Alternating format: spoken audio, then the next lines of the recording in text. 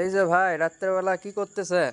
ভাই আর কইেন না, প্রবাসীদের কি রাত্রে আর দিন আছে ভাই? হ্যাঁ। প্রবাসীরা তো মনে করে যে সারাদিন কাজ করে রাত্রেবেলা ফাঁক করে খাইতে হয়, কারণ আমরা তো প্রবাসী। এই মাছ যদি এখন না কাটি ফ্রিজে রাখলে ভাই নষ্ট হয়ে যাবো গা।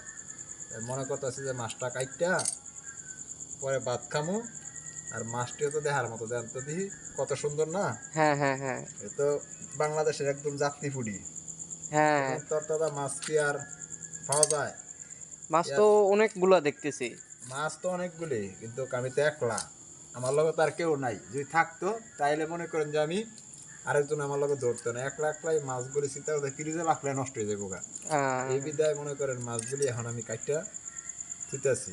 না কাটলে আবার কাজের থেকে মাছ কাটতে দিব, যত রাত্রে হোক আজকে এই মাছ কাটতে দিব, তাই না?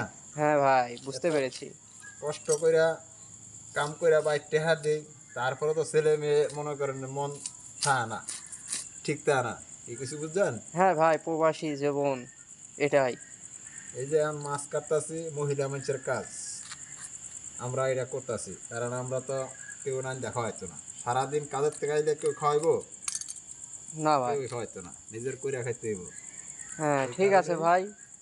মাছ দেখতেছি অনেকগুলো, কাজ কাম করে আসলেন, এখন মাছ কুটে রান্না করছেন নাকি? নান্দা হয়ে গেছে ভাই, পাক করে লাইছি, ও। খাওয়ার বাহির লইছে, মাছটি কাইটটা খামো। ও আচ্ছা ভাই, ঠিক আছে। ঠিক আছে ভাইয়া। আচ্ছা ভাই। ওকে, আল্লাহ হাফেজ। ওকে ভাই।